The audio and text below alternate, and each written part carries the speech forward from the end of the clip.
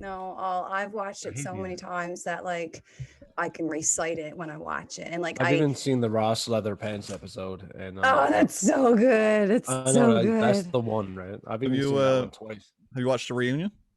Yeah, that's pretty good. Show. It was as good as what they could do, honestly. Like I would have loved to have one hour of like a quick tell us what they're doing now kind of thing. If the show would have still been a, you know what I mean? Like where would they be? But it is what it is. Yeah. Right. But... Well, welcome to the DSC podcast where we talk about sitcoms. Syndicated sitcoms at that. We don't talk about hockey, that's for sure. We avoid talking about hockey at all costs. Oh my god, you want to see something? This is so funny. Okay, so the night of the devastation, I was a little bit drunk, and I took down a lot of things, but I guess I left this up. This is a light, and I put this on it. And look at my little thumbs down. Yeah, so that's what I did with that. So yeah, this is not so much a podcast, folks, as it is an intervention. We're trying to talk. In the morning. My cat's up in the window. So whiskey's sorry. up. Yeah. So yeah, it's a bit of a wake, bit of a morning, bit of an intervention, trying to talk Kylie off the cliff. So no, I'm not. It wasn't easy. It was not easy. Look, I'm wearing my Leaf scrunchie. I'm not that much of a hater. He's coming around. She's like, I'll wear the old logo. Yeah, right. I'll wear the new one. All right. Well, I guess titter tatter. Boys, let's get at her.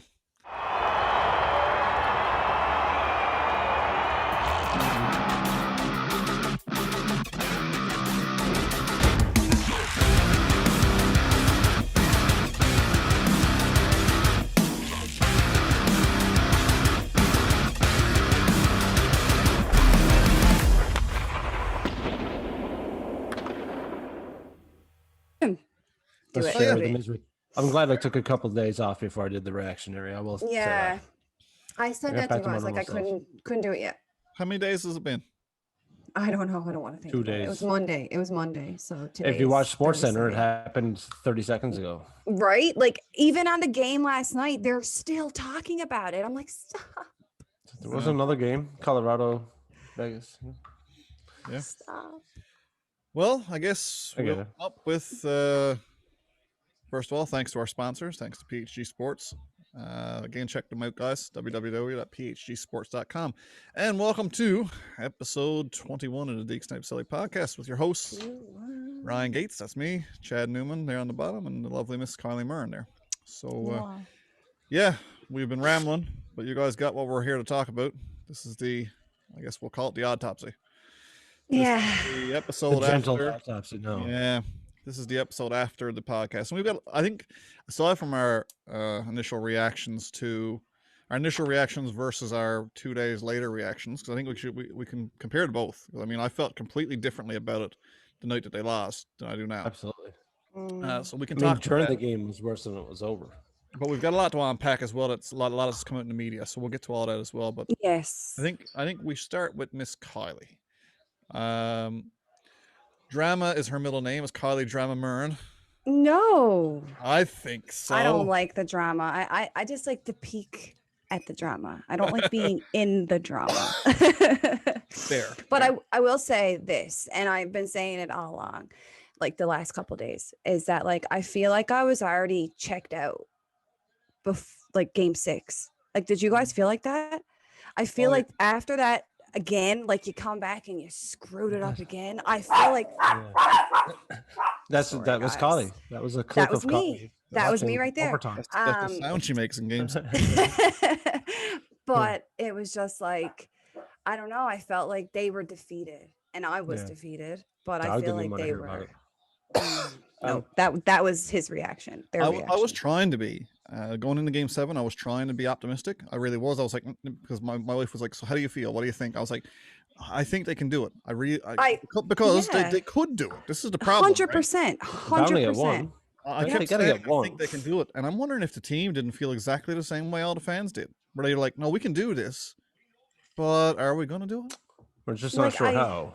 Yeah. I feel like once they got to game 7 and they were like, okay, this is our third kick at it. can we do it, guys? Like, is this what they started thinking? Like, can we beat Carey Price? Because ultimately, that was the biggest challenge. I feel like it was this mental block of Game 7 anyway, but Carey Price was the culprit, Yeah. Well, hats off. the murderer. Hats off to the defense as well. Montreal's defense stifled the Leafs entering the zone. Like neutral ice, the Leafs kind of they were able to break in a lot of times 5-on-5, but once they crossed the blue line, man, just absolute stifling. And school.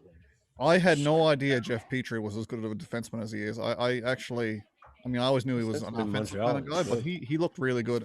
And Ben Sherratt, who I watched play with the Ice Caps in St. John's for 3 years, I had no idea that he was of the quality defenseman he is. So, I mean, we all knew what Shea Weber was, you know. It's just too bad Montreal just don't show up during the regular season because they could do so much more. I feel like obviously we've seen it. We've seen it last year. We've seen it again this year. Like they can do it. It's just they don't. I don't know. They save it, and maybe that's smart. Maybe it's smart. They say, we'll just scrape on by, save it all for the playoffs. Why even play Carey Price? Yeah, it's like, why even play Carey Price during the regular season? Just keep him healthy for playoffs. He's going to show up every time. Yes. Man, does he look like vintage Carey Price though? Holy hell. This is as good as I've seen, right? I mean, he's just so good. Dialed. Yeah, so dialed. So my thing was, besides Tavares, like my heart and soul left my body when I saw that happen. Oh, goodness, It never quite came back for me, but, you know, you keep hope alive. They still got tons of talent to get it done. Yeah. Then the Carey Price overtime performance, and I was like, I know. He got in their heads. He got in their heads. But nobody got in Carey Price's face. Ever.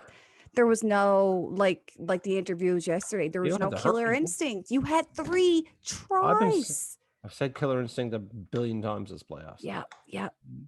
And it's what this team is. I feel like, go ahead, sorry. I just want them to become a bunch of grave-diggers like Boston. They just can't wait to bury. They don't have that though. Exactly, and that's what they need. Like Dubas addressed all of the issues, we'll say, but that's the one thing that I mean, you could probably bring in a few people, enter Simmons, enter Thornton, whatever, but that's not it. It's not something that you can teach. Yeah, it's something that you got to have. It's the culture. And then it's like we blame Babcock, and now it's like people are blaming Keefe, and it's like, who do you blame? There's no one to blame. The franchise. It's a curse. I don't know. Back to the John Tavares thing. You know, yes, go back. What's very interesting with that? You know how we have guests come on this show to tell us stories? Well, I've got a story to share, and I'm not even a guest.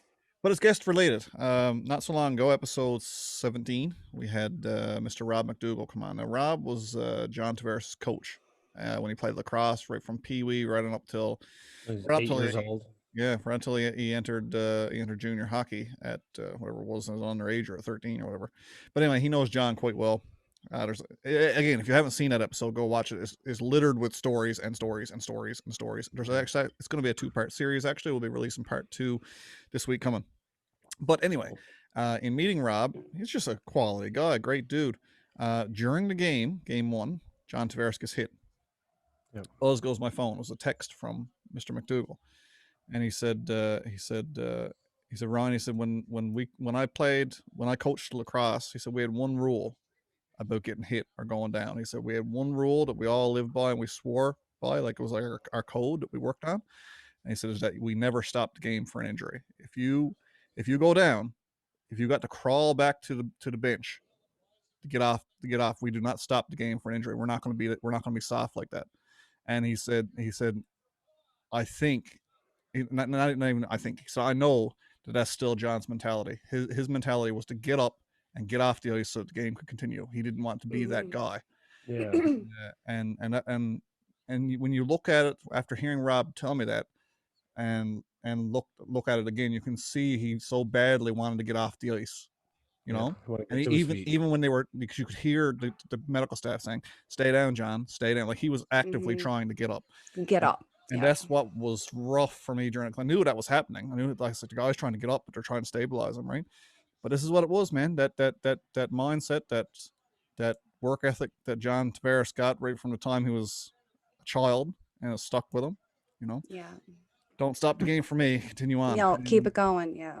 Enough focus on me here now. Enough tension has been drawn to me. You know, keep it going. And I can see that, though. He seems like that kind of person, and that's probably why he has the C on his chest. He deserves it. I wasn't a fan at first of him having it over some other people, but I can see it now. If there's one thing not just because of the injury, but before that, this season for sure. If there's one thing I learned in this playoffs, and it's the only thing I feel like I can take away from this, is just how important John Tavares is to this team. 100. And I think, I know a lot of Leafs fans are like me and who are kind of like, oh yeah, well, John Tavares, he's our number 2 center. How important is your number 2 center, really, grand scheme of things? That. But it's just not the number 2, man. I mean, he's your captain. He's a voice in the room. He's a personality. He's that, and he's the quiet leader, right? Lead by example. That's the thing on John Tavares always has been. Is he comes to work every day with his lunch pail and his work boots, and he goes to work. And he's a hard worker. That was sorely missed, and I'm quite okay with JT staying with this team as long as it takes, because I tell you, he was sorely missed. Now, hats off to the second line. Kerfoot stepped up, man, in a big way. He played excellent. He did. And Willie, I mean, finally it got people shutting up about him, because they're finally realizing that his contract is the most valuable contract we have on this team for the most part. Marlander. Yeah. But you know what I mean? I feel like it was finally a thing of put that in your pipe and smoke it, you know? And that's all well and good. But in all the Willie praise that he's gotten, how quickly the script got flipped to Mitch Marner. Marlander, yep. There was always a scapegoat. There's got to be the whipping boy. I'm just glad it wasn't Jack Campbell, because I'd be out for blood if that was on Jack Campbell. That anybody goal, weak as hell, but 100%. But what can you do? I mean, the man is not a robot. He's not Carey Price, but he damn well had a better save percentage and a better goals against average. What more do you want? Somebody, I don't know who, don't know where I read it or heard it, but somebody on social media, maybe it was Dangle when I watched his LFR. One of the breakdowns, they said if we would have gotten the goaltending in any of the previous 4 years that we got this year from Jack Campbell in the playoffs, we'd have won all those series. I mean, that's a bit much for me. Man, I tell you, you look at his save percentage and goals against, it eclipses what Freddie Anderson done in the playoffs by a large margin. I mean, no doubt Freddie was Freddie. And the early Freddie contract playoffs, Freddie. Yeah, Freddie, I don't know what's happened, if it's just excuse me, if it's mental, if it's physical, or what it is. But like there was a clip actually being shared, I don't know if it was on Twitter or Facebook today actually, of his greatest saves. They're like, well, we won't see him in a Leafs uniform no more, so like here's a clip of all his greatest saves. I'm like, okay guys, nobody knows what's going to happen. But anyway, and it reminded me of just how good he really was. And he did come up clutch a lot of times. He bailed that team out a lot. Think about Jake Gardiner, the Zaitsev, all those days. But he wasn't consistent. And I think with Jack Campbell, we have consistency. And that's exactly what we need for the times that the team does revert to this old shitty habits that they had, like they did in Game 7. And it wasn't too bad. It wasn't like previous years or anything like that. I'll cautiously agree with you. I do think that Jack seems to be the more consistent goalie. My problem with Jack is the sample size again, right? Like, I mean, we're basing this on half a regular season and one playoff series. And then North Division. I mean, I guess you guys watched the media availability from yesterday, or at least some of it, right? Some of the polls and whatnot. Yeah, that's the one thing I took away from the media availability is like they were talking. Oh yeah, no Spezza, we got to talk to Spezza to get him back. Hyman, we got to find a number that works. We got to figure that out. Whenever they talked about Anderson, it was like, we'll see. So like I didn't get a warm and fuzzy when they were talking about Freddie. No, but it's because he's due for a payday, and at this point, we have Jack Campbell at like what, 2 million or something? Yeah, I can't see. So it's like you're going to need that to sign Hyman. And you know what? We've gone back to an episode you asked me before. You want Hyman or Anderson, and I was sticking with Anderson because I thought he was going to be. You were, yeah. You were pretty adamant on Freddie. I'm so stuck on early Freddie and say, hey, the team's going to catch up to you with that compete level, and I think the worst, yeah. No, I was going to say the worst thing that probably ever happened to him though was the fact that Jack Campbell did so good, because Freddie is obviously, I guess, like most goalies, maybe you were a goalie, you maybe can relate to this. Exactly. They that's usually how it happens in their heads. And Freddie, we've seen that time after time. Freddie gets in his head. He's very quiet. He's not as vocal as Jack Campbell is about it. Jack Campbell straight up said, like, at the end of the game, I got to do better. Like, that was on me. And no, it wasn't. It wasn't on you. Weak goal or not, it wasn't. But who knows? Well, we got two playoff series. We got 2 playoff series where Kadri gets suspended, and it's all his fault. There's always an excuse. We lose John Tavares, and it's not his fault. It's Marner's fault. He was there the whole time. I made my list of excuses. Okay. Let's hear it. Let's hear it. 2017. Team is too young. They didn't belong there anyway. Big surprise. They really shouldn't have made the playoffs. Too young. Yeah. Right. Yeah. Logical. Yeah. 2016 or 2018. Next year. Babcock's fault. What was he doing playing these guys late in the period? Blah blah blah blah blah. I'm in one leg. Zaitsev over whatever. Frederick Gauthier. Babcock got to go. Yeah. 2019. Kadri's fault. Jake Gardner's fault. Both of those guys got to go. Yeah, Jake Gardner, Game 7. Yeah, Game 7, and then yeah, exactly. But that was the big knock, right? 2020, Anderson. Anderson's terrible. The goaltending. We're not getting any goaltending. Defense. Yeah. We need defense. We need defense. Right? Yeah. And now 2021, it's Mitch Marner's fault. Somehow in all this, the setup man gets to blame because the goal scorer is not putting them in the net. That's the part that which irritates me the most. Is like they're blaming Marner. Marner had a weak series. I think it's the penalty. The penalty, I think, is what kind of turned it all onto him. Well, yes, that too. But it's like, if you want to compare apples to oranges, okay, Matthews had what, 1 goal? Yeah. And sure, Marner still had a bunch of assists, if I'm not mistaken. Did he not? He had a couple. 4, I think. Yeah. So it's like, what? And then the only other difference, in my opinion, was that stupid penalty. But this is what I don't understand is that, like, Marner's taking 100% of the heat, and Matthews is like, I won the Rocket. And that's not saying that, but like that's why people are looking and are like, well, no, it can't be Matthews' fault because he won the Rocket. Yeah. How many of those Rocket goals was Marner the primary assist on? Really? Like, I can't remember the number, but it's like 30. There was somewhat. Yeah, it was like half. Yeah. Yeah. So like, I don't know. Like it really. Like I was mad at Mitch, but no more than I was at Austin or Morgan Riley. All those guys I want to see fucking the net didn't. Yeah. So like I was disappointed, but how the fan base has turned on Mitch Marner, one of the best young players to put on the jersey in 30 years, and that's not even me exaggerating. You go back over the last 30 years, go back to 1990, and pick me out, I don't know, 10 players who are better than Mitch, buddy. You're getting pretty deep down that list of. Yeah. There's not many. He's top and 5 or 6. Not even in production either, but he's proud to wear a Maple Leaf, and he's the face of the franchise. And Matthews is the player, but Mitch I feel like soul, there we go. That's what I'm saying. Like the heart and soul of it, 100%. Like nobody gives credit to that time he dove head first in front of a Boston puck. I know, that's exactly what I thought about. And everyone's like, "That's what you need to win cups. That's the guy. Yeah. That's him." And I wonder how this is going to affect Marner, you piece of shit. 24, man. Right, he's 24 years old. Right, and everyone's like, he's still a kid. Been here 5 years. I'm like, yeah, he's still only 24. The dude tried to carry the team on his back, and he, when you try to do too much, you end up doing too little. Yeah, it's just that, like, he's guilty of trying too hard, and that sucks.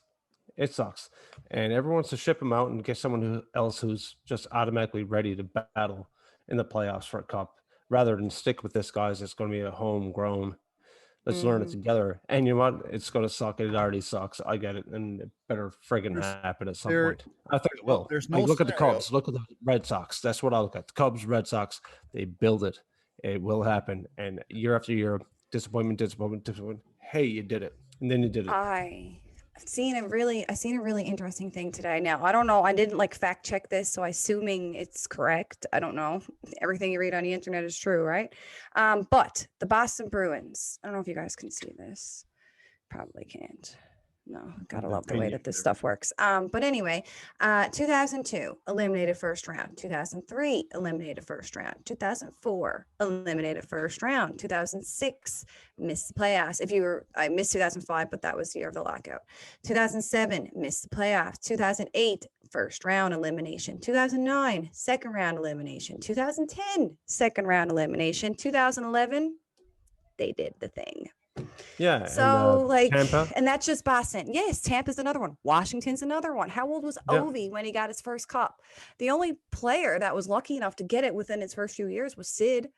Well, I mean, Taves and Kane. Taves and Kane is doing okay. Taves and Kane. That's true. That's true. But Keith and Seabrook, and they had a whole. I'm sure there's other ones, 100%. But it was I a mean, Bowman product. There's a lot less than there is more. Like those examples are like one-offs. And one of the best comparables, since we're on to this comparables thing, one of the best comparables I like is the Nate McKinnon, because I'm going to put out a concept there for you, which I don't think a lot of people are thinking about. It's quite possible that the Leafs have overachieved to this point, because if you look at Nate McKinnon, who is right now dominating the NHL, he's making the playoffs look stupid, right? Yeah. Nate McKinnon, in the first 5 years in the league, didn't make the playoffs at all. No. The team was garbage, and he still had good players to play with. I mean, he's still playing with Landeskog and all these other good young players. But the team was they just couldn't pull it together. Whereas the Leafs have been good enough, even with their youth and they've been good enough to make the playoffs, just not good enough to win. So he put up less points than Willie. Oh yeah, no, he was not a good player. Regularly, I should say it. He was a good player, but not. He was underachieving. Yeah, he was not an elite player. He's very Alexis Lafreniere, that trajectory. Yes, yeah. I think you're going to see in 5 years Lafreniere tearing it up too. But what I'm getting at here is that had the Leafs missed the playoffs in the last 4 years, what happened to Montreal is not a big deal, right? If this is the first time that Matthews and Marner they finally gets it together, the Leafs, the youth, we've done it. We've made the playoffs, and we lose to Montreal in the first round. No big deal. The ball's only 24. But because they've overachieved right from the rookie year, Marner has led this team in scoring every year since he joined the team. Yep. Right? Yeah. He's been almost a perennial. Well, he's a point per game player for his career. He's got like 4 more points than he does games. Right? So he's a point per game guy, led the team in scoring, and somehow I truly believe this team has actually overachieved. And people are going to be like, what? How is losing the first round in 4 years in a row overachieving? Well, prior to that, they're playing junior hockey playoffs. You know what I mean? Yeah. Yeah. So I don't know, man. Like I said, you look at some of the other young talent that had the first 2 or 3 years to figure their stuff out before they had the pressure of the playoffs. Yep. You know, so that's a concept that no one is talking about, and I was thinking about it all day, and I was like, God, I think that's what's going on here, is that we've put too much on them too early, and you try to run them out. It's true. It's true. I think it's just that because they made the first round each time, it's like we just expect that this year's the year you're going to go over that hump. But I mean, I think any player would say, and I feel like I've heard this a bunch, that the first round is the hardest.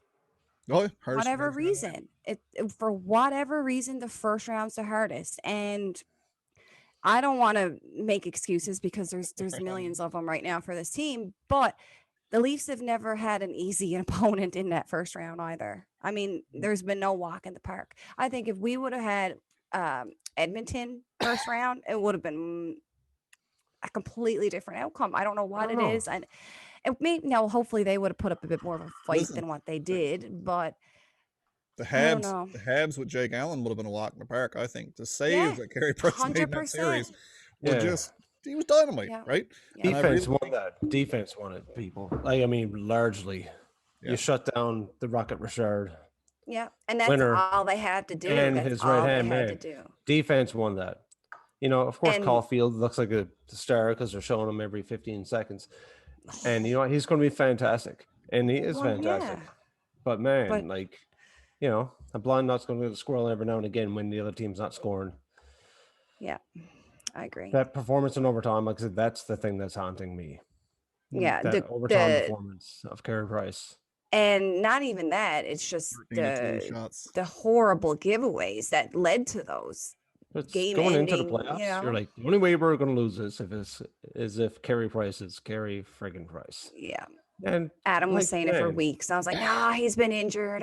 He's never been, thought in a he million was years. concussed. Well, nah, that was alpaca shit. You're always worried, but you really don't believe it's going to happen. No. Okay, so what I want to do, we've talked Okay. about the loss. Almost half an Enough hour. of that. Right? Enough of that now. We've talked about the losing part of it. So let's talk about. I mean, we're all pretty fairly knowledgeable Leafs fans. I like to think so anyway. Going forward, looking at the team that we iced plus John Tavares, who do you think comes back? I mean, almost everybody's an RFA outside of the top four or UFA. Yeah.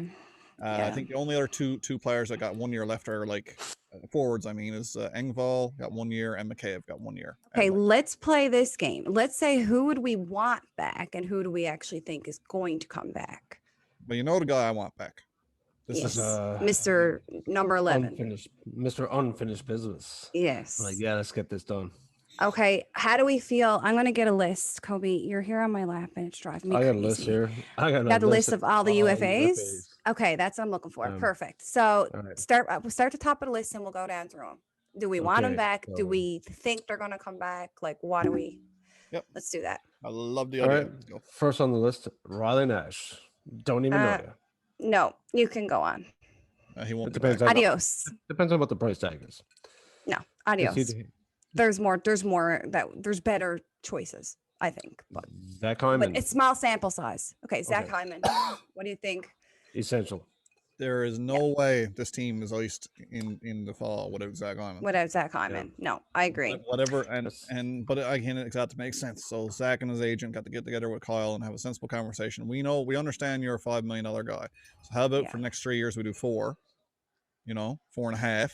Save us enough money that we can sign Jason Spezza for $700,000 again, and we move on. So I think it's just going to be a numbers game, and I think Zach sees the big picture. I think they all see the big picture now. That an extra $500,000 on the table, it's a big difference. I think if Matthews and Marner were signing their contracts today, it'd be different. They could still get the same money, but I truly believe that it would be a little different. But anyway, that's just my wishful thinking. No, I think we're all good on Hyman. He's the type, though. He's the type to even say like, oh, hometown discount. Like, I feel like it just so he can stay, but I don't want to be taken advantage of either. No, can you imagine Zach Hyman? He needs to be paid. Yeah. Can you imagine Zach Hyman just doesn't McDavid? It'd be right. Sick. Like, there's no. You keep that. Okay. He's a rare bird. So yeah, he doesn't go anywhere. We lost Connor Brown, and it would be nice to have him right now. So, exactly. Yeah. Okay. Go ahead. Wayne Train Simmons. I'll give him one more year. I think his wrist. Yeah, I agree. If you can get that better. I'd like to see him a little cheaper. I'd like to see him for $1 million.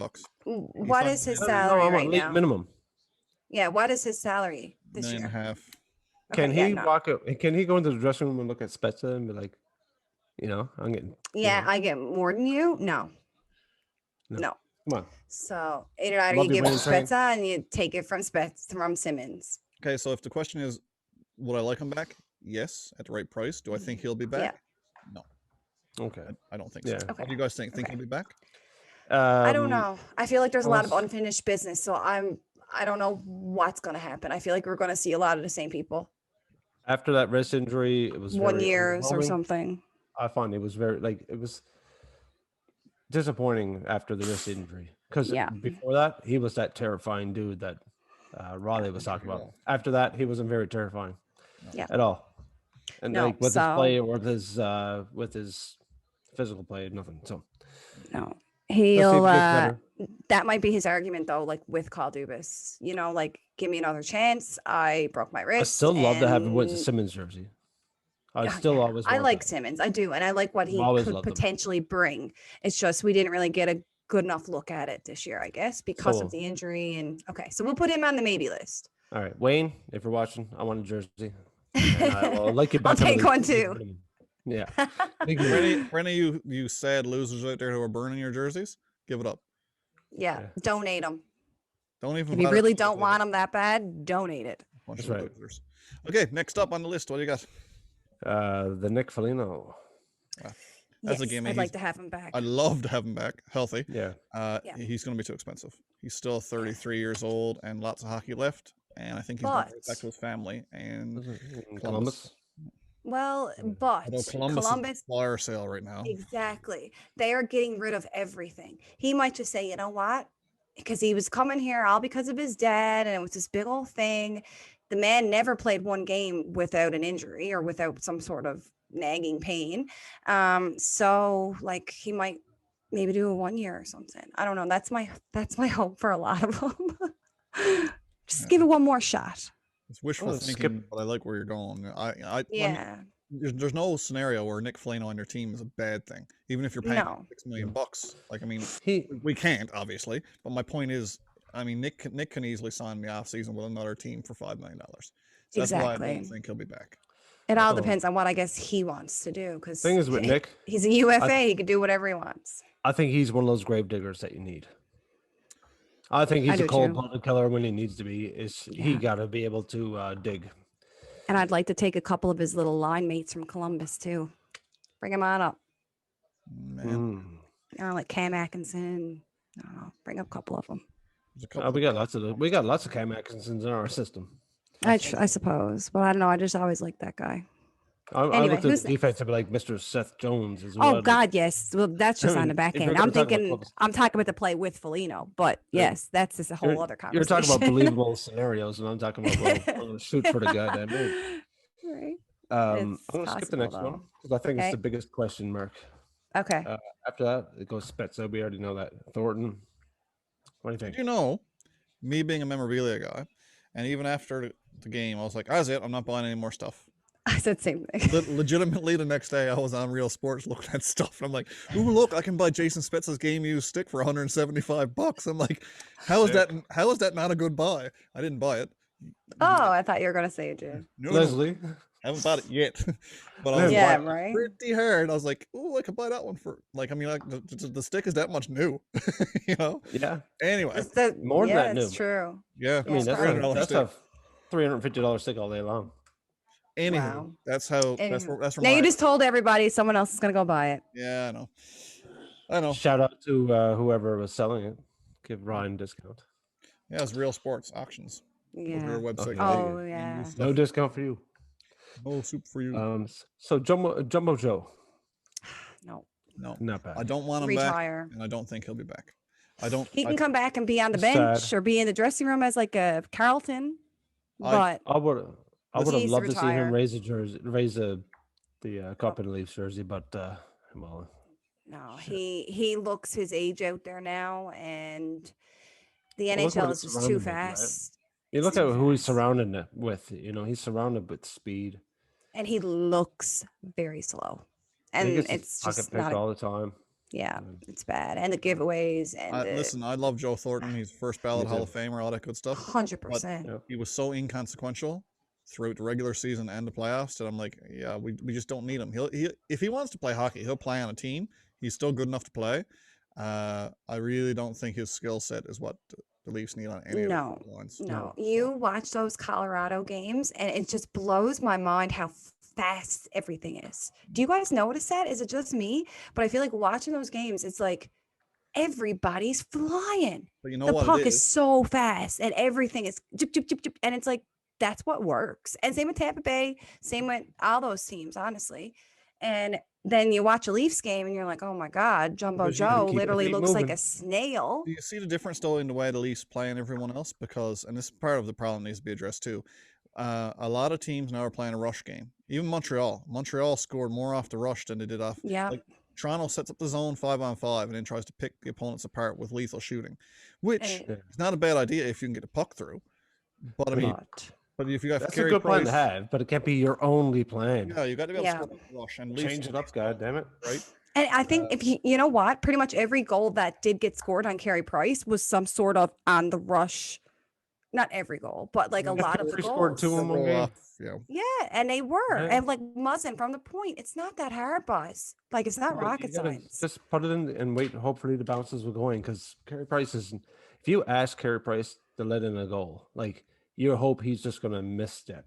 It's not going to happen.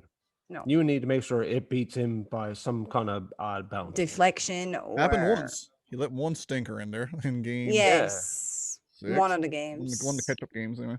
Yeah. Well, that's one goal that we could have used in every other game. So There was a thing they said there was how many quality chances, Adam? 6? Yeah, 6 quality scoring chances that like on their like metrics or whatever were guaranteed goals. He stopped 6 alone. They told us that I think going into game 7 they were talking about in the pregame, or game 6. Well, I mean, we all That know was already up to that point, and it's like, holy shit, man, this guy's like a machine. I got a marquee player coming up, UFA. Good go. Who's that? Marv. Next. Next. Forgot he Okay. was even leave. Sorry, Marv. Yeah. Have Ben fun in Hutton. Ottawa. I actually they take all of our rejects. Ben Hutton. Sorry, DJ Smith, but you are one of those as well.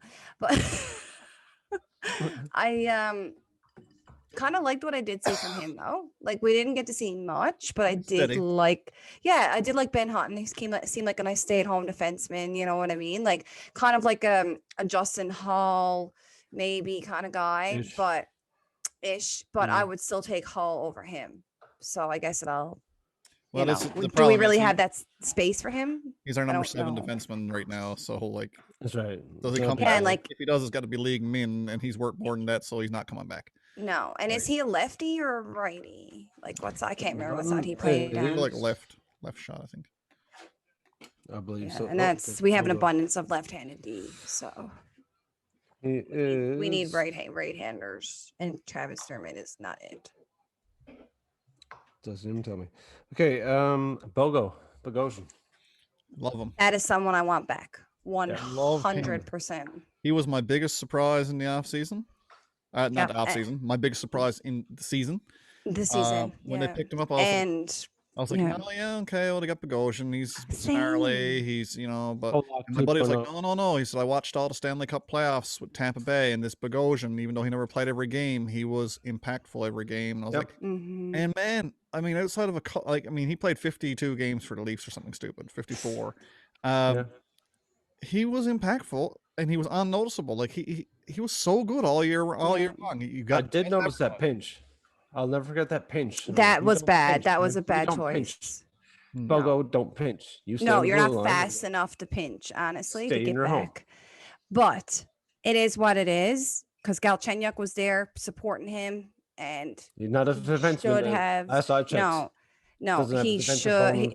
That's actually off topic, but that's one thing I noticed that has to stop is these no look, just flicking the puck away. Like, what the fuck are you doing? You are in a playoff game, and I've seen that happen so often, and more often than not, it resulted in a goal. Yeah, there was a lot of blind passes the entire series. A lot. And it's just like, that's not good enough. There were several on the power play. Drop it back, entering the zone. And then no way back there. And nobody back there. Or they dropping it back to the blue line, and a defenseman is nowhere like near there. And it's just like, now we got to go out again. It's like so disjointed. Look like a bunch of amateurs. And if Manny Malhotra does not get fired, there's something. Said he's going to be back. I saw. I guess I never fact checked it, but it's not a chance. There's no fucking way. There's no way. Impossible. Hold on. I'll switch. Actually, okay. So it's just like, oh my god. Big save, Dave. I would probably be okay with him as our backup. Honestly, I'm cool with him backing up. I am totally cool with that. Yeah, I like him. He was a strong, backup for Calgary. I always was like, oh god damn it, we got big save Dave. 50-50 yeah, and it's just like, I don't know. We need a reliable backup, and he is one. So what more can you ask for? He's no Jack Campbell, but that was as a diamond in the rough, right? We did not know about that. Okay. It's a big save, Dave. Let's see. That leaves us with Travis Dermott on our RFA. Yeah, he'll be back, nice and cheap. You're gonna bridge deal him. We could, but can you do that now? I feel like they're probably going to look to see what other options are out there. He's probably going to be left exposed in the expansion. And then you have Liljegren. Nice replacement. And we also have Sandine coming up now next year, I hope. Yeah. He can't stand Liljegren's ready to play NHL hockey. He just needs to be exposed to it. He needs to get some steady time to Yeah. make his mistakes and take his lumps and move on. Same with Sandine. Sandine's ready. He's going to be and a top. I feel like in this league. if they don't shit or get off the pot with the both of them, what are you doing? Stymie their development. Especially Liljegren. Like Sandine has come up. He's proven himself. He's made a couple little hiccups, but I think most of that was, that was a lot of it was probably just pressure on him. Yeah. You know, of course. But with Liljegren, it's like, what are you doing with him? How long is he going to stay down on the Marlies? Like, bring him up or use him for something else? So Demont, maybe. Mm-hmm. Yeah, I'd hate to see him go, but you know, if he got to go too. I think he's definitely improved a lot over the last couple seasons. So he's a good defenseman, man. He's an NHL defenseman all day long. Yeah, just we need a bit more size, and we need like another Bogo or another Muzzin. Because Muzzin, I just like that 5 more TJ Brodys. Yeah, well, geez, he's just on another planet. He's on another planet. He stepped up too, man. I had no idea he was that good when we signed him. I said he was going to score a goal. It was so crazy. I was like, he's scoring a goal tonight. I don't know why. I just felt it. It was so weird. But anyway. The last UFA, I left him for last. And the biggest question mark we got is Chucky. Yeah. I'd love to see him back. I really, really, really, really liked him with John Tavares. Is he going to be affordable? How much is he worth? I don't think he got anywhere else to go. No, but I mean, not going to say he's not going to try. He's going to want term. That's the catch. See? Is he RFA? Yes. No, he's UFA. No, UFA. No way. Yep. Oh yeah. Wow. He's not paid much at all right now. Nope, because he hasn't. But he did show value. And I guess it all depends on, do you want to be a Maple Leaf or do you want to get money elsewhere? Another team. You want to go to your 8th team. I don't know.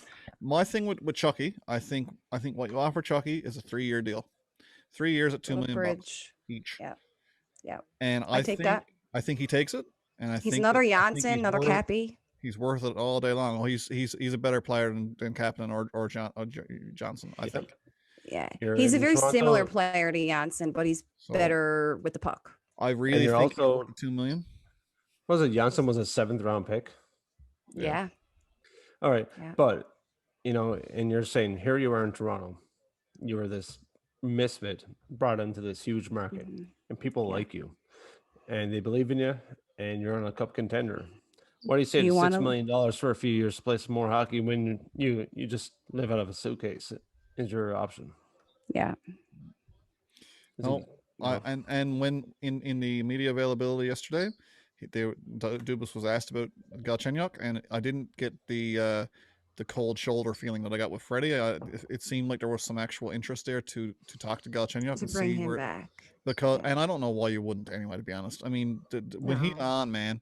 He's so creative. Those behind the back passes and shit. Like, not everybody in the league can do that. That's not a skill set that everyone's got.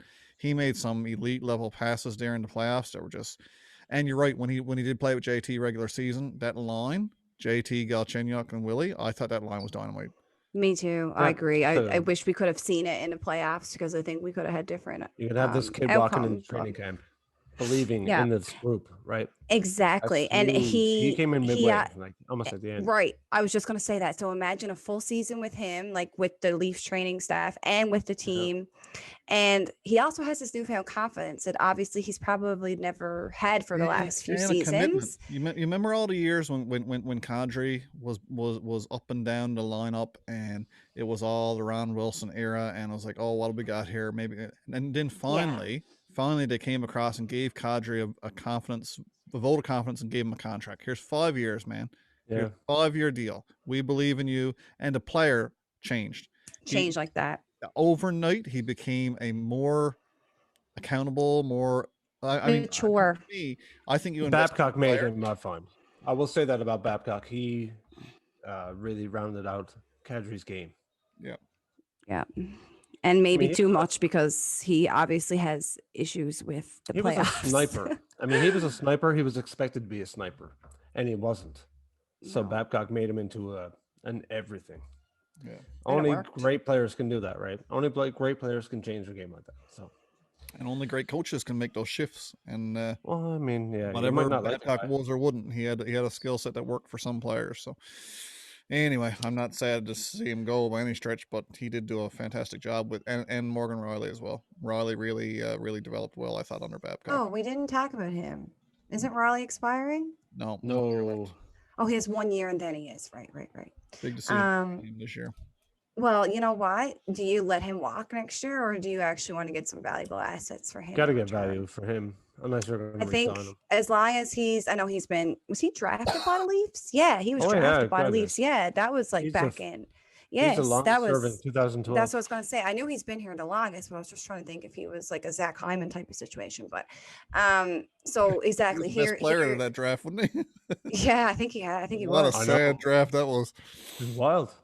But he came up through the ranks, and I mean, he's their poster child, I guess we could call him.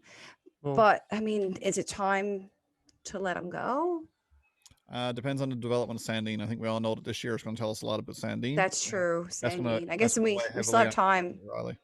You between the can't beginning of season and the trade deadline to figure it out. you can't give Are you Morgan Riley keeping- $7 million, and that's just the bottom line. So if you got a guy who's even somewhat comparable on an entry level contract for the next 3 years, then yeah, that's what you're going to do.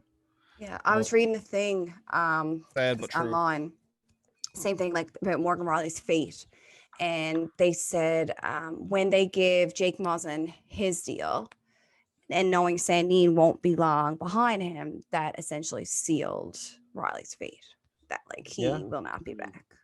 it could make That's sense. but yeah. now that's just one person's opinion. Well, I don't know they've- where I they've- read they've it, got- but they've got the role guys locked up. They've got Muzzin and TJ Brody on $5 million deals, and yeah, they're locked. you in don't for have the long money term. anymore. Right? So they're there to stay. If you can develop your Sandine, who I believe has got a higher trajectory than Riley ever had, I really do. Yeah. I mean, Yeah. Yeah.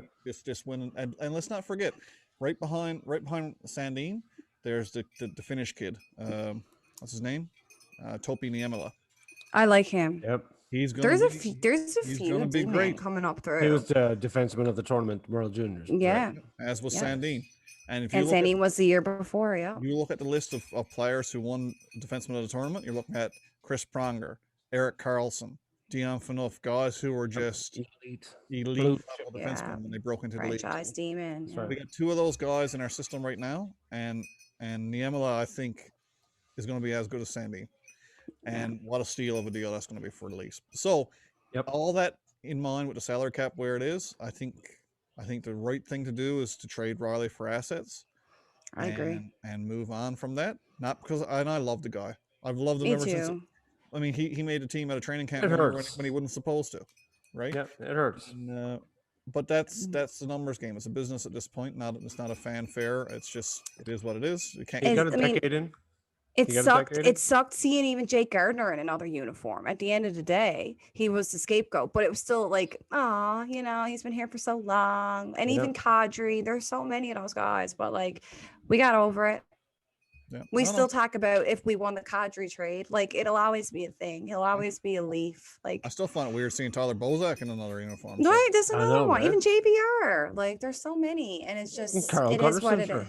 It is what it is. But Michael Yeah. Hutchinson, what about him? I was gonna ask you guys, what do you think about the whole, like, we have so many goalies in our prospect pool too, who, I mean, they should be soon coming up. Some of them. Yeah. It's hard to What's say. their Ian Scott and Justin Wall. Justin Wall, yeah. Yeah. So are you coming? It's a big shrug again, especially for a team that wants Joseph to go Wall. to Joseph Wall. the Justin Wall. Yes, I was like, it feels like a J, but it feels I know wrong. somebody with that name. A little Yeah? birdie told me Yeah.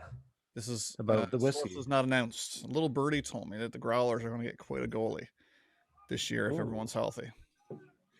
To the tune of possibly an Ian Scott. So Okay. you heard it here first. I think What? you're going to see Ian is Scott? Ian Scott will play with the Growlers this year, and I think it's going to be dynamite. No, Well, I you might don't be think- wrong, but that's what a little birdie. Well, told me, he's so- supposed to be. Well, both him and Wall are supposed to be like sick little goalies. Oh, So, I guess which that one of depends if them? Hagen comes back too.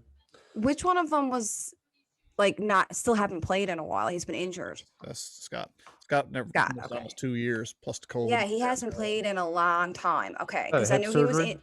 They were both injured at the same time at one point last year, and then and I was trying to remember which one was playing for the Marlies and was doing really well. Ian Scott Okay. was one of those guys that everyone was like, "Holy crap!" He was with Prince Albert, I believe. Yeah, Prince Albert And, Raiders, like- and he went like his goals, his save percentage was like outrageous. Yeah, he Six- was. Yeah. 960 or something stupid. It was But, nuts. Yeah. Yeah, he was just winning and winning and winning. But anyway, yeah, that's what I heard on through the grapevine that we might be seeing an Ian Scott in St. John's. So Love I'm to see it. which would super be perfect. excited. Get him playing. Get him playing. Can every you imagine if we had training camp here again this year? There's Oh no my God. COVID. New Flan will be open. The portals are open. Guys, to let's laughers. make it happen. Let's make it happen. Hashtag back to the rock. Back to the Please. rock. That'd be so cool. Please. Yeah. So is that all the We know UFA they shit? enjoyed Did we it. hit everybody? Chucky was the Yeah, last did one, we? right? That was all those. Okay. I'm going to say we got goodnight to the- mom here. Did we hold get this. all the RFAs? I think so. Yeah, it was just So- Dermot. We talked about Sandine, and I think Sandine's a lock to make this team out of training camp. Correct? Everyone agrees? Yes. Unless they bring in some other big D man, but No, yeah. I think if you don't bring in Sandine now, you lose the guy, or you're going to ruin the guy. No, I think he's a lock. One other player I think is a lock that we're going to make room for is going to be Nick Robertson. I think Nick Yes. team. I think Nick made the team this year, but then he got hurt. Yeah, Nick would Yeah, have been up in the but- playoffs had he not been hurt. So They also on didn't now, want to let's burn match his that up entry level with, deal, so I know that was part of it. So the three But then players, he if got Joe Thornton goes, Yeah. that but the three makes players that room. we didn't talk about because they still have a year left or a couple years for Kerfoot. There's three players there in Engvall, Mikheyev, and Kerfoot who are still under contract through this year. Right. hmm Three of which I could easily see starting the season without. Kerfoot, because I think he's too expensive. For what Yeah. he does, yeah. I don't think they're for, impactful for the enough. options we have. So that's that. When they say there's going to be changes, I completely expect at least one of the three of those guys to be on the way out through trade. I think that there's going to be somebody else coming in, some other. I'd love to see Third line grinder. but not even that. I'd love to see Dubas work some of his magic in another Galchenyuk trade. You know, like a player that kind of everyone's kind of giving up on, Misfit. like the Sam Bennett trade out of Yeah. Calgary. Sam Bennett left Calgary. Someone poured on, who has boom, something to prove. you know, one of those guys that's kind of comes your way, but is kind of at a discount and blah blah blah. Well, it's not going to be Taylor Hall now. No, Nick. I still don't really want Taylor Hall. No, me neither. No, he's not what we take a- need. We have well, enough firepower on our Taking him, top you know what? lines. I would have rather give that first round pick away for Taylor Hall. At this Oh rate. yeah, at this That's- point, I yeah. think Nick came. I think he came over her. Oh, he did. He was I hurt. I think he did, yeah. And it was just like the stupidest Nick- thing Nick ever. wasn't even playing with the Blue Jackets when they traded for him. He was I actually know, Right? right? So you give up a first round, like with like as is. And that's where- why I feel like he's going to come back. I really do. Yeah. And put him on the third line center. Bye You bye owe us a year, Kerfoot. Nick. Yeah, you do. And bye bye Kerfoot. And then you have Engvall and Mikheyev. Mhm. Or you have Robertson and somebody. Robertson and Mikheyev. Brooks I again? mean, Mikheyev can't score, whatever the heck is going on, but boy, does he have wheels. And it's Yeah. so good on the penalty kill. And I Yeah, but don't want it's him to like- be one of those players that we just let go and then he flourishes because he has potential. He does have potential, but it seems like his only time he capitalized on the potential is when he's on the second line, right? Yeah. And I honestly don't think he's good enough for the second line with the players we have. No. Like, Or I'd they rather- got to absolutely. find, I or they agree. have to tweak and figure out where he can fit or like what he can change to better, you know what I Let- mean? Like, I don't know. Let me ask you this question. Then we'll close out the player talk at this point. I think that's good enough. But out of the three guys I mentioned, Kerfoot, Engvall, Mikheyev, who do you think is most likely to get traded? Kerfoot. Because he's Ooh. a center. He Way to holds go, value. He Sandy. did really well in the playoffs. Mm. He has a couple years on his deal. Yep. I think He is a little pricey, but no, he can definitely play someone's second line, no problem. And that way, then his value is perfect. Oops. Yeah, well, he played our second line, no problem. Yep. No, I like that idea of moving Kerfoot if you can get someone back comparable for a little bit cheaper. Yep. Maybe in the same trade, maybe moving Engvall or something just to free up roster spots and whatever happens. Yeah, we don't need no. I don't care if people trading picks and all shit like that. We don't need picks. Well, we do, of course, but I think we need them more for now. Yeah. So autopsy complete. I think we've dusted off this mess. Yeah. I feel better about it after talking to you guys. Always do. Yeah. I think we should finish the show off not talking about the Leafs. Let's talk about what happened last night. Yes, please. So, I guess let's start it with Shifley Evans, is it? Yes. Let's start with, are you on Team Shifley or are you on Team Evans? I'm gonna say I see you know your what? post. Yeah, my whole thing I've been saying, they were both completely wrong. Thank you. That's how I feel. Evans he shouldn't have did what he did. In the cookie jar. Wrap around empty netter. End of a What the hell did he think? You're going to get. What did he think was going to happen? You're exactly going down on an empty net, and there's not one Winnipeg player. So where do you think they're coming from, and how fast do you think they're coming? He started pumping from the other goal line. Yeah. And two, he had many other options. I mean, obviously it was extremely excessive. He's a right-hand shot, you know. His stick coming is in over here this hand, and he's not even like it was complete. Like, I'm going to send a message now. It's a minute. We already got the game lost. I'm going to send a message for next game. And holy shit! You know what I did notice from watching the replay 7,000 times is that while Evans was low and reaching, because I mean he's coming around net, you can see his hit is just barely above the crossbar. So the guy is like hard to watch, man. I can't believe it. When you see Shifley like a millisecond before the hit. He's low as well. He's trying to get lower. He's going to destroy him. When he gets low, he drives up into the guy, right? That's why he comes out of his feet, because he got so low trying to not get him in the hit. He didn't target the hit. I really don't believe that. No, you could see someone stopped. Sorry, I just want to say someone stopped it like on a still, and you can see the initial point of impact is shoulder to chest. Like, it's not his head. I think it's almost like the hip to the top of the head was the initial point of contact. He just got absolutely crumbled at such a high speed. And then because he like flipped over and then landed on his head, that made it even freaking worse, because he was just, I was like, he's knocked out, he's knocked out, he's knocked out, he's knocked out. You know what I thought of the minute I saw it? I thought about the Wendell Clark Bruce Bell hit. That was exactly what came to my mind. Was that? And you know what? The same kind of reaction after. He didn't even look to see what the hit did. He stood up and looked to see what was coming. And that's what also made me think, you know, he knew he was sending this guy to another planet. Yeah. And I mean, Evans could have scooped that puck up behind the net, went in the corner, and passed to his winger coming down. He could have just kept going. You were winning. And then take another shot.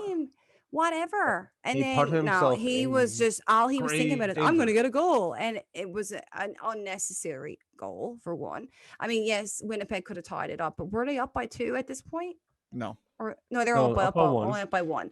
But either way, like, there was like a minute left or something. The only thing that threw me off is that I thought Shifley could have played the puck. I thought he could have prevented. I think it's almost like he almost tried to poke check it or something, but no.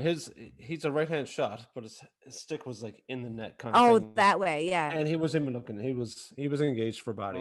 He was looking for body. That was it. And he wasn't even trying. Boy, did he get 100%. It was a big body check, man. And I know that's not allowed anymore per se, or whatever you want to say, but he got 4 games for it. Did you see that? 4 game suspension, yeah. Yeah, he started charging from the other friggin' goal line, full into the ice. I mean, he had to catch up to him. Obviously, I get that. But when you're hitting a body, you know shit's gonna happen. That guy is getting. It's not like it was a split decision. He had the entire length of the ice to be like, that guy scores this goal and you're fucking dead. I don't care. Yeah. I mean, it's a lot harder to come back by 2 goals than it is by 1. So, like, he was probably trying to lay him out to prevent the puck going in net. Like, the puck went in the net just as he got bowled over. But like, wrap around empty net goal, you're going to get killed. Yes, I feel like it is 50-50.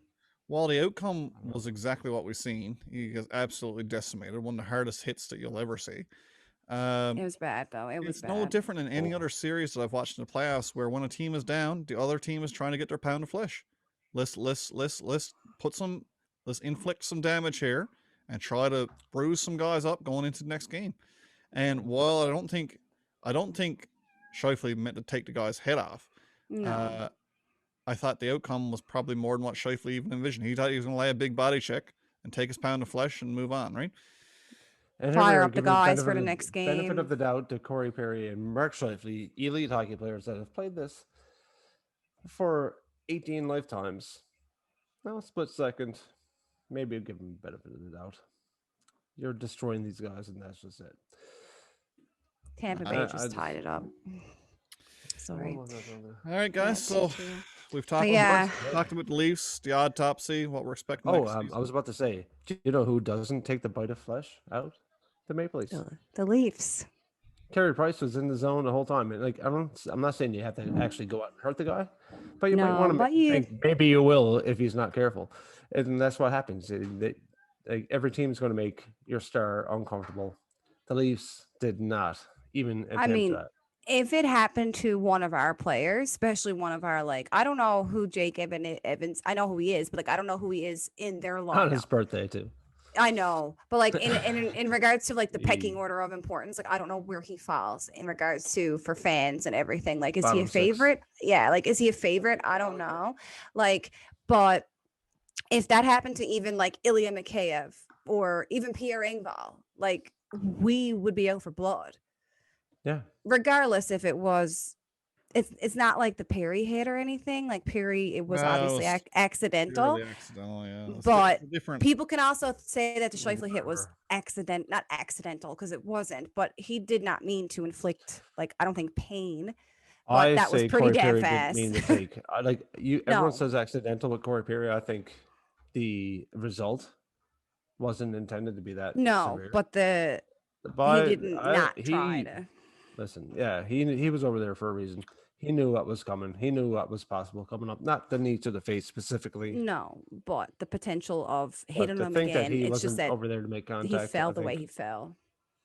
Nobody watched enough Anaheim hockey, especially when they won the playoffs, to know what Corey Perry is actually capable of. He knows how to win. He knows how to do this. He knows what you got to do this, the good and the bad.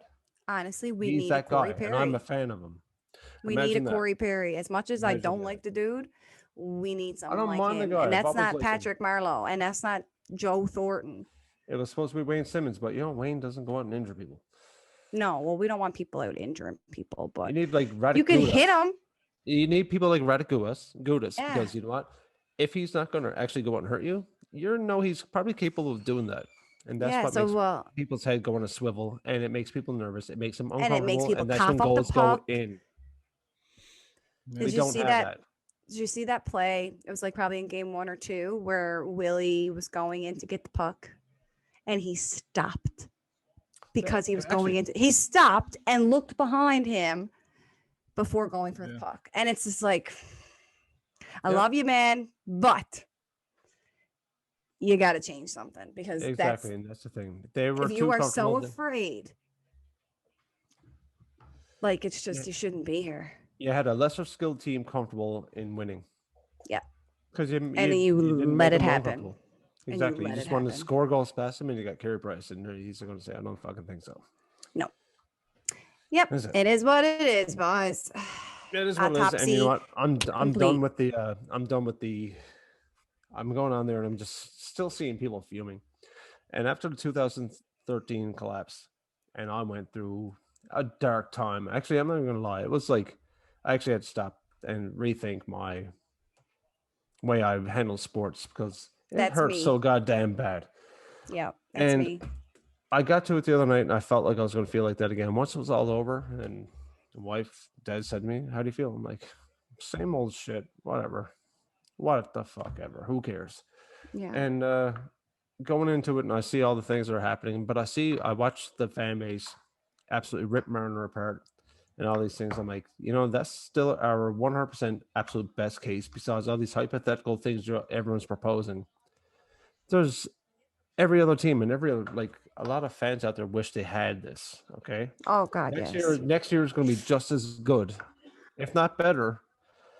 And we just got to hope that they're going to win because there's 31 other teams trying to win that exact same goddamn thing. Exactly. It's not First round or easy to not, do. Listen, First what I round or did, cup is if you don't win it, you don't win it. I'll give everybody who's watching some advice if you're trying to get over this. What I did to get over this, I went back and talked to my 2010 self. So I went back and I said, 2010 Ryan, your team just won the division and they've made the playoffs for the last 5 years and they've got the Rocket Richard winner on their team. And I'd be like, what? We made the playoffs. Yeah, really That's though. what 2010 Ryan said to me. And I said, you know what? 2010 Ryan is right. Because 2010 Ryan cheered for a very, very Horrible horrible team. Yeah. So if I cheered This for is the that thing. team, I'm not going to stop cheering for this one because I guarantee you where this team has come in 10 years, holy cow. And this is So- it. This is. I'm sorry. Yeah. Keep going. No, that's it. That's my thing. Yeah. Back then we were hoping for a miracle. Yeah. I And mean, we that was have the our only way it was miracle gonna happen. though. Now you don't have the hope for a miracle. You just got to hope that people stay healthy and they find a That way it's- to get that killer instinct. They need to find a way to get a better shovel to dig a grave, and that's it. Yeah. And once they do it, once they get a first round, you don't know if they got a taste for that.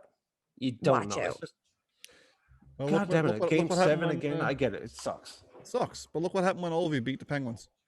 Right. That was his ghost. That was his That was curse. it. Yeah. Right? That was his He beat- kryptonite. He beat the Penguins and then he beat everybody. That's right. And I felt like that's what was going to happen this year. They just needed to get over that one hurdle, but they didn't do it. And Yeah, all I it's a can keep curse. thinking, I kept saying that it's a curse. Damn you, Harold Ballard. But it's him. But Yep. I just keep thinking, like, you know, when you're watching a hockey game and it's just like the bounces go your way, and it's like, how the hell did that puck deflect? Like, what? But it happens. And then there's other games where it's just like, why is it happening against us? Yep. And I feel like I don't know, I'm just a big believer in that everything happens for a reason and that whatever's meant to be will be. And I just feel like that if it's meant to freaking happen, it'll happen. And if it's not meant to be, it's not going to be. And that's it. That's what I just keep telling myself. That's right. It doesn't really help me feel better, but especially not in No. the moment. And I But really thought this year was going to be the year that at least they'd like all the things were lining up. The North Division, all these things were lining yeah, up. the easiest route, you know, It like seemed to be, yeah. Next year, you're but maybe that's not the way it's meant to happen for this team. Maybe the right, easy and route that's is not they the way have it's to meant beat Well, they Boston. That's know. what I said. That's what it is. They weren't doing it this year because next year they're back in that stupid Atlantic Division. Boston, Florida, Tampa, Montreal, Ottawa. Like, well, I know there's other teams, but all those teams can give them shit. Like, they might not even make the playoffs next year. Honestly, like one Completely bad possible. injury, and we're screwed. But if it doesn't, which it shouldn't, we could be seeing Boston again in round 1, which hopefully we're the top seed. But we could be, and maybe that's what's supposed to happen. Mm. And we're supposed to beat them. I've been having nightmares. I I've been couldn't having sleep. nightmares, kind of, Like- actually, but not about the Leafs. Oh, Well, okay. it is Leafs related. Well- When the Habs get knocked out, okay, because I mean they might go ahead and knock Winnipeg out the way they played last night. It could happen. When they get eliminated, and Carey Price looks at himself and he looks at the league, and probably some phone calls that he's gotten from his agent. And I'm going to say this, and I probably already said it on the podcast once. If I ever see Carey Price in a friggin' Colorado Avalanche jersey, at this time at our best chances of winning a cup, I'm going to cry. Yeah. And I might just go buy a Carey Price Avalanche jersey because I can get, like, Joe Sakic played on that team. And he looks at Carey Price and he knows what he is. He knows where his team is. What's He's licking missing? his lips. Yeah. What was missing know, for him? Grubauer is doing pretty damn good though. But I know what you're saying. He ain't Carey Price. No. If I don't know. Colorado loses and Montreal loses, I'm afraid. And I'm What serious. could happen? I just for some reason, and I don't usually like think of these things and get afraid of it, except for one time I thought Eric Stahl was going to go when he left Carolina. I thought he was going to go to the Habs, and that was making me afraid. And I'm glad it never happened. But He's there now. yeah, Yeah, I know, but it was back then. I went Pacioretty and Price when he was hot and shit. And I said, Yeah, if you got that Patches. number one, if you got that big mean center up the front, I'm gonna, Watch out. it's Yeah. over. And that's so I'm looking at it now. I want the history repeat itself. Not that he's going to cause a big scene and walk off, but if Carey Price But- ends up, yes. And at this time, where we got to expect our team to beat that team. Welcome cup. to Off Topic with Chad Newman. Yeah, there you go. Chad's turn. That was a deep rabbit hole, buddy. Yeah. Yep. Well, listen, and it's been plaguing me for a while. I've been thinking about it in my head. Glad you got it off your chest here. But you know what? It's a big possibility. I've said it before myself. If they don't do something and they're Joe Sakic at the incapable, wheel. It was his team. right? But they're And incapable this is of. his team. I'm talking about Montreal is incapable of like Oh. surrounding stars around Carey Price. Like if they can't do it this year, when the fuck are they going to do it? Like I know Cole Caulfield and supposed to be the guy. whatever, he could be gone, and he might just say, "Listen, I want to go to a cup contender. I ain't got many years left at this." Like he's made his money. He don't really care to be at this Carey anymore. Price I don't loves the say. outdoors. What do you think of Colorado? Yes. What about even Vegas? Now I know they have Fleury, but like any of those contending teams. I know. I see Nathan McKinnon. You see it. You see it. I do. Right. And like I said, because of the Patty Waugh days and You Joe heard it Sakic here at- first, folks. at Carey the Price going wheel. to Colorado. That's like McDavid to Toronto kind of talk. So I'm Yeah. I don't think so. I don't think it is. Here it is. He's towards the end of his career. This is it now. If he wants a cup, it's now. This is Ray Bork. Ray time. Bork. I was just gonna say this is Ray Bork honestly, time. He makes This 10 is also million bucks. Patty Waugh. This is also Yeah. It's not exactly I mean, the most easiest Yeah, contract. to Montreal structure. says, listen, we ain't got to pay Primo much. He's just a little baby on his entry level contract. We'll retain his salary for a year or two. Well, how bad does Sakic want to We'll give you give up Grubauer. his? Yeah, how about you guys do a half rebuild? We give you a bunch of draft picks so you can deal whatever you want. You don't it can know. happen. Money talks. Crazy. Can't see. I don't think it's far fetched, man. All right. I'm cutting afraid, this off man, now. and I don't get a break. I'm This is gonna done. pay for nothing except Carey Just Price. go to with the sleep now. Avs. But All right, guys. that's the thing that haunts me with my team ever winning the cup. If that happens, Sure, I like will. a month ago, Taylor Hall going to Montreal haunted you too. no, it was Eric Stahl. Oh, he It was was Eric Stahl. I don't care about you. Anyway, Oh my goodness. All right. Let's shut cut it off. So, guys, if I don't know how you can like what you heard here tonight. This was the most dysfunctional, Painful, negativity. hold on. It's not like if you go on any Facebook page right now, you'll read much more shit. We're Oh optimistic. God, yeah. We I only hope- dropped a couple F-bombs. I think that's pretty Okay. good. I hope you liked our take. It's I'd like to think it's somewhat of a neutral take what we put forward. I'm glad you guys are on. 'cause As I good haven't- as we can do for a few days out. I haven't talked to these Yeah. guys about this, and I'm glad to see we've all settled back to the same mindset, and that's good to see because we're all real fans. But if you like what you're seeing, guys, make sure you Taking this off. take that off. That girl. It's the fish. Oh, poppets. We can all bury that hatchet and move on. So Yeah. I don't know what we're going to talk about next. I don't know.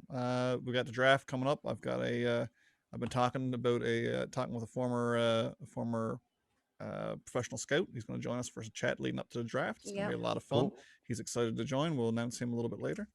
So if you like what you heard, guys, Love make it. sure to give us a like, give us a share on Facebook if you've seen our video. Also, if you're listening, you can always tune in if you want to listen to the podcast as opposed to watch. You can always tune in on Spotify, Apple Podcasts, Google Podcasts, Stitcher. We're now on iHeartRadio as well as TuneIn. Oh, We're moving move it on. on up. But for you, Priscilla. most of all, like I said, thanks so much for tuning in. We love seeing the views every week going up and up. So much appreciated. And make sure you hit that subscribe button right there. But yeah, stay tuned. We got lots of good stuff planned for the summer and some great guests coming along too. Yeah. Hockey 247, 365. Yep. All right, Stay guys. safe, everybody. Peace out. Adios. Where's the fish? Fish. Oh.